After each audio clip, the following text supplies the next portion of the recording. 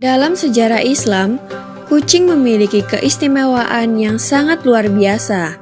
Baginda Nabi Muhammad SAW berpesan kepada para sahabatnya di mimbar untuk menyayangi dan menjaga kucing peliharaannya layaknya menyayangi keluarga sendiri. Diceritakan dalam suatu kisah, Nabi Muhammad SAW memiliki seekor kucing yang diberi nama Muza. Suatu saat, dikala Rasulullah hendak mengambil jubahnya, ditemuinya Muza sedang tidur di atas jubahnya. Karena tak ingin mengganggu hewan kesayangannya itu, Rasulullah pun memotong belahan jubah yang ditiduri oleh Muza dan membiarkan kucingnya itu tidur dengan pulas tanpa terganggu sedikit pun. Ketika Nabi Muhammad SAW kembali ke rumah, Muza nampak sudah terbangun dan merunduk sujud kepada majikannya. Sebagai balasannya, Rasulullah pun menyatakan kasih sayangnya dengan mengelus lembut ke badan kucing itu sebanyak 3 kali.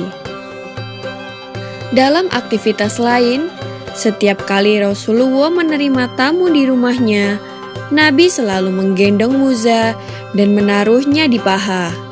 Salah satu sifat Muza yang paling Rasulullah sukai ialah si kucing selalu mengeong ketika mendengar suara azan, dan seolah-olah suaranya terdengar seperti mengikuti lantunan suara azan tersebut.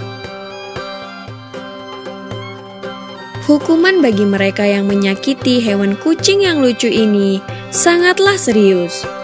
Dalam sebuah hadis Sahih Al-Bukhari, dikisahkan tentang seorang wanita yang tidak pernah memberi makan kucingnya dan tidak pula melepas kucingnya untuk mencari makan sendiri.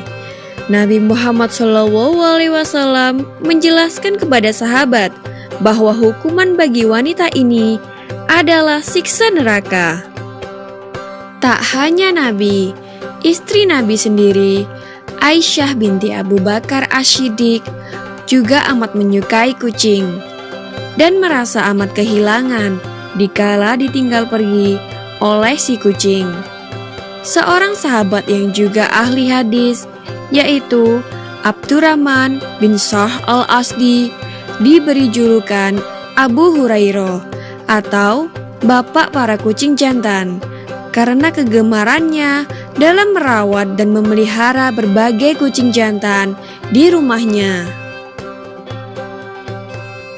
Seorang sufi ternama bernama Ibnu Bashad yang hidup pada abad ke-10 Hijriah bercerita, suatu saat ia dan sahabat-sahabatnya sedang duduk santai melepas lelah di atas atap masjid kota Kairo sambil menikmati makan malam.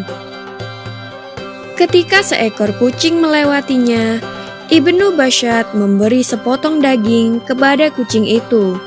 Namun tak lama kemudian, kucing itu kembali lagi. Setelah memberi potongan yang kedua, diam-diam Ibnu Bashad mengikuti ke arah kucing itu pergi. Hingga akhirnya ia sampai di sebuah atap rumah kumuh.